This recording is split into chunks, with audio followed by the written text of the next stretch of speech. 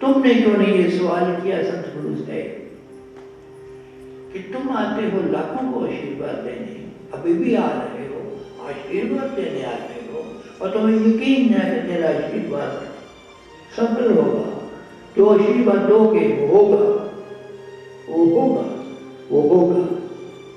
लेकिन क्यों नहीं हुआ तेरे साथ? क्यों नहीं हुआ? तू क्यों नहीं अपने आप को आशीर्वाद देता? इसका क्या जवाब दूं मैं?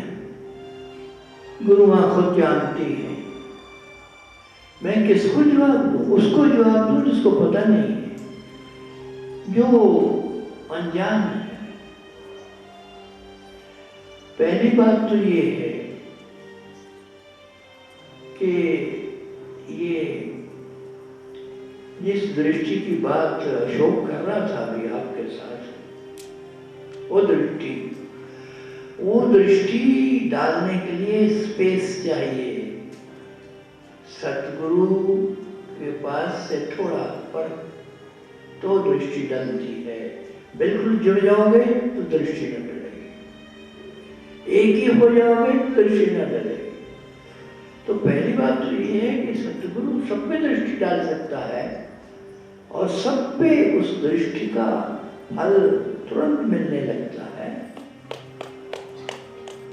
तुरंत मिलने लगता है। किस पे दृष्टि डालनी है? बोल। अरे दृष्टि का जो फल है, कल भी हम कह रहे थे कि जिस पे दृष्टि डालते हो तुम, क्यों चाहते थे दर्शन? दर्शन इसलिए कि दृष्टि पड़ जाए, कि दृष्टि पड़ जाए। वो दृष्टि अपने पे नहीं पड़ती, पढ़ नहीं सकती। देखो, मैं बीमार नहीं हूं, मैं विकलांग नहीं हूं, मेरे ये जो शरीर के हिस्से हैं, कमर से नीचे के, कमर के ऊपर भी, ये काम करना बंद कर रहे हैं, बंद कर दिया है। इसका अर्थ ये नहीं है, इसका अर्थ ये नहीं है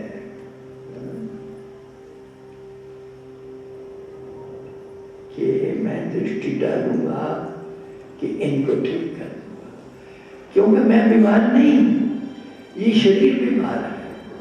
ये शरीर, ये जो मेरा खोखा है, ये जो खोखला है, जिसके भीतर सतगुरु की सत्ता विराजमान है, जिसके भीतर सतगुरु का तत्व विराजमान है, जिसके भीतर परमात्मा विराजमान है, वो बीमार है, वो खराब है। हाँ, लगाओ ताली।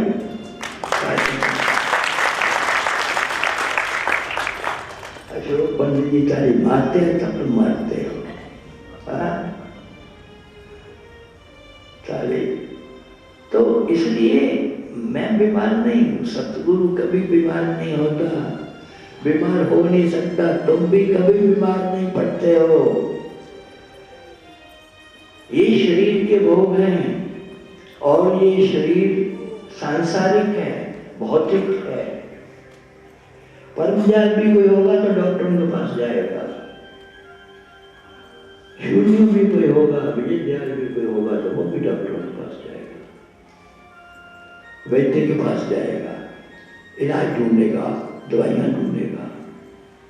अब जैसे हम कल कह रहे थे तो उनके ऊपर, जिनके ऊपर आशीर्वाद नहीं लगता, उनके ऊपर वो कृपा डालने के लिए, वो दया डालने के लिए, उस करुणा करने के लिए हमने क्या किया, वो जो जड़ी बूटियां थी गुरु मां ने इकट्ठी करके उनको फार्मूले में बनाया आप लोगों के लिए।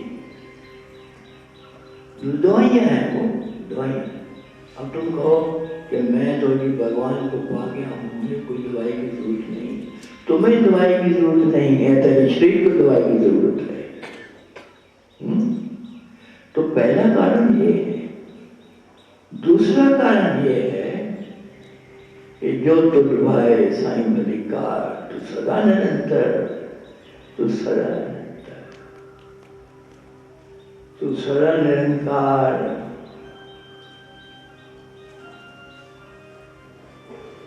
जो तुझ भाए साईं बलि का।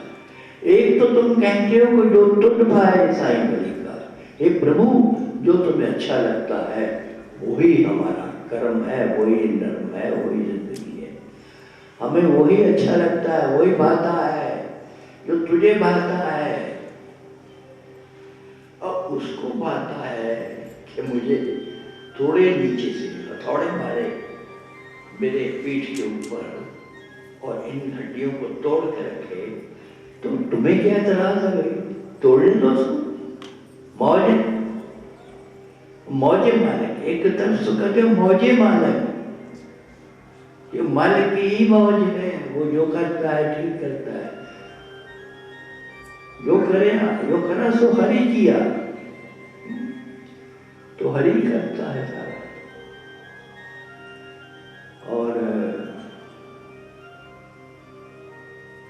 और उसी में राजी हैं हम उसमें जिसमें तेरी रजा है। एक तो उसकी रजा करते हो, तो उसकी रजा में रहो ना। फिर क्यों भागते दौड़ते हो कि मैं बीमार हो गया, मैं ये हो गया? उसकी रजा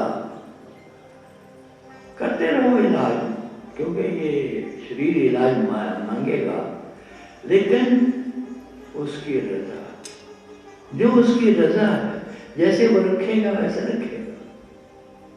रखना उसने। मैं गलत कह गया कि गुरु माँ के या मेरे आशीर्वाद से लाखों लोग तंदुरुस्त हुए, निरोग हुए और ये हुआ। अशोक पंडित ये भी बोल रहा था, नहीं, ये गलत है। जो किया सो हरि किया, भैव कभी कभी ना कुछ किया, ना कर सका, ना करने योग शरीर। जो किया सो हरि किया, भैव कबीर कबीर। नहीं पता कितनी बार बोल गए, कितनी बार इस पर सत्संग हुए, कबीर साहब के वचन। और ये कई तरह से इन वचनों को प्रकट किया गया है। आप कई शास्त्रों में, आप कई धर्म शास्त्रों में ये कि करने वाला वो है।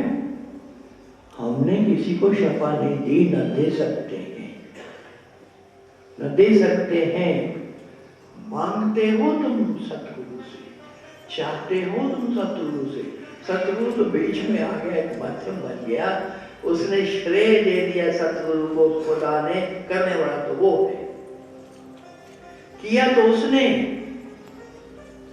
और वाहवाही लूट गया सतगुरु मुफ्त में। ये तुम्हें हैरानी नहीं होती? क्यों वाहवाही दे रहे हो उसको जिसने किया ही नहीं कुछ? जिसने कुछ नहीं किया, तेरा सब हो गया, तुझे सब मिल गया जीवन का, जो चाहते हो मिल गया। हर इंसान के जीवन में जो कमियां हैं, जो त्रुटियां हैं, जो बीमारियां, लाचारियां हैं, या जो शून्यताएं हैं, वो बन जाए, वो मिल जाए उसको सब कुछ। सतगुरु यही तो करता है, तुम्हारे घर भरता है, तुम्हें चलाता है उन रास्तों पे तुम डरते हुए चलते नहीं हो। सतगुरु जिसके साथ है, तुम जानते हो उसकी महिमा कहीं पर गई कि उसको कोई न डर है, न भय है, न किसी प्रकार का फिक्र है, न चिंता है, क्योंकि उसको पता है कि कोई पुष्ट पनाह में खड़ा है। उसको पता है कि खड़ा है, को साथ है, सदा साथ है, उसे साथ न छोड़ा न छोड़ सकता है। यही भरोसा, यही विश्वास श्रद्धा कहलाता है। श्रद्धावान लभते ज्ञानम, ज्ञानम लब्ध्वा पराम शांति मचिने नधिगच्छति। अगर तुम पूर्ण रूप से शांति चाहते हो अपने घरों में, अपने बाजारों में, अपनी दुकानों में, बाहर अंदर, तो सीधी सी बात है, श्रद्धावान लभते ज्ञानम।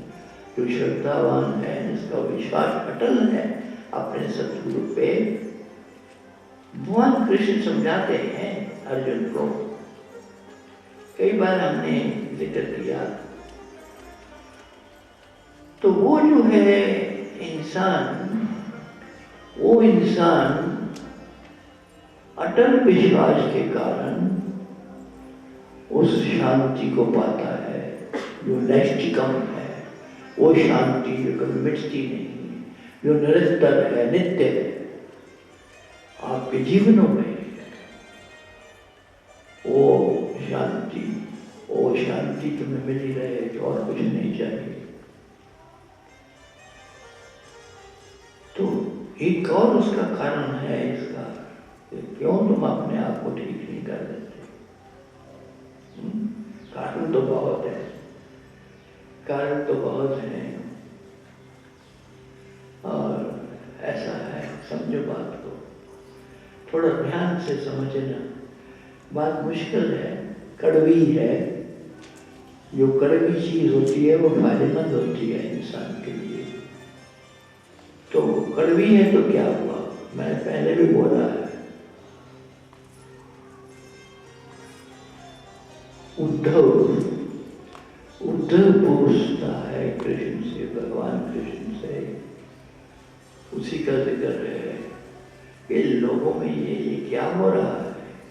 कोई बीमार पड़ रहा है, किसी का घर लुट गया, किसी को धक्के मिल रहे हैं, किसी की नौका डोल रही है, कोई खटखट रहा है।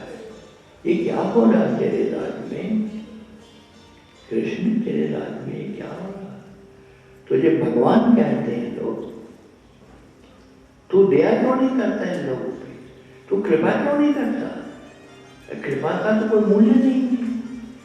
अगर तुम्हें करुणा है तो तुम बसीज जाओ सारी दुनिया के लिए जो दुखी है, और उनको एक पल में सुख में ले आओ। तो कृष्ण कहते हैं, सुन उद्धव,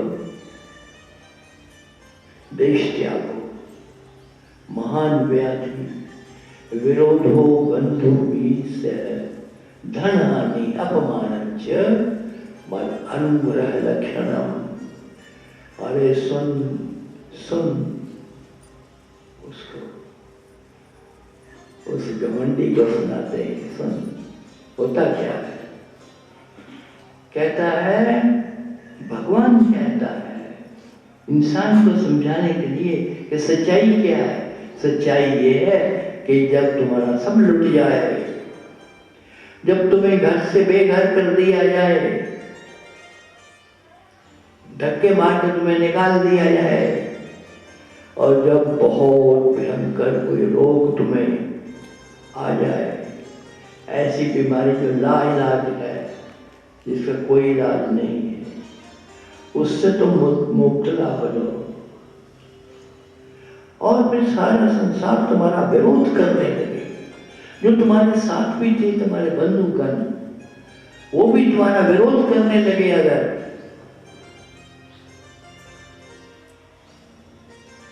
विरोधो बंधु है से धन हानि, धन चला जाए, धन न रहे, ठन ठन गोपाल हो जाओ।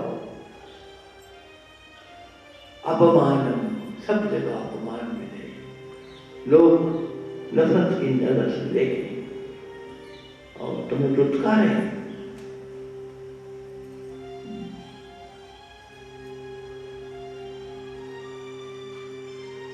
सुन उद्धव, अगर इतना भी हो जाए, सब हो जाए, सब इकट्ठा हो जाए,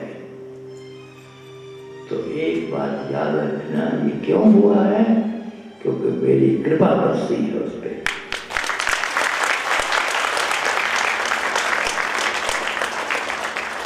क्योंकि मैंने अपनी करुणा से भरी हुई दृष्टि से उसके निहारा है, दृष्टिपात हुआ है उसके ऊपर मेरा। जिसके साथ ये हो रहा है वो तो जा मिला, मद अनुग्रह लक्षणम। ये लक्षण, ये चीजें क्यों हैं? उसके ये उसकी कृपा का फल है, ये उसकी करुणा का एक विस्तार देखते हो लोगों में। जब ये चीजें होती हैं, करुणा उसकी, तो रोना नहीं, हाय हाय नहीं करना दर्द में, कराहना नहीं है, मर गए ये मत किया करो, ना कहा करो। अरे परमात्मा तुम पे कृपा कर रहा है, क्योंकि ये जीवन क्या है? ये तो तमाशा है, ये खेल चल रहा है, एक ड्रामा है, एक लीला है। इसलिए हमने जितने भी भगवान कहे हैं, चाहे कृष्ण है चाहे राम है, उनकी लीला बना दी। राम लीला, कृष्ण लीला, लीला है। जो भी हो रहा है उनके जीवनों में या जो संसार में हो रहा है, वो सब लीला है, वो सब खेल है। उसको गंभीरता से न लेना, गंभीरता से न लेना। तो ये सांप काट गया है, सो व्हाट? तो क्या हुआ? कुछ ना हुआ, कुछ ना हुआ। वो सपना है। रस्सी समझ करके तुम भाग गए थे कि सांप ने काट लिया, और सामने आ गए, ठोकर थी, उससे टकरा के गिरे, सर फट गया, हड्डी टूट गई। किससे? सदगुण। वो पता भी नहीं, ऐसे ही एक रस्सी पड़ी हुई है, अंधेरे में एक रस्सी पड़ी हुई है। यत्र ऋषिमिदं भाति कल्पितं रज्जु सर्वत्र, आनंद परमानंदा सबोधस त्वं सुखं चार, त्वं सुखं चार, त्वं सुखं चार, त्वं सुखं चार। सुखी हो जाओ, सब सुखी हो जाओ, सब सुखी हो जाओ, कोई दुखी न रहे, कोई दुखी न रहे।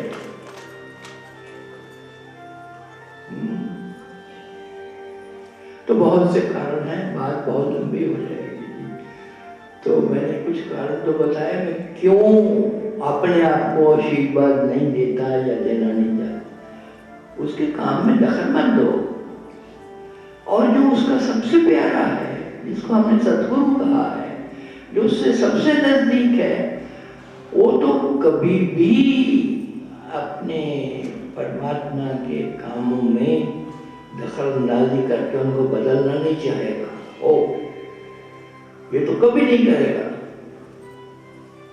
ये कुफर ढाने वाले या जो लोग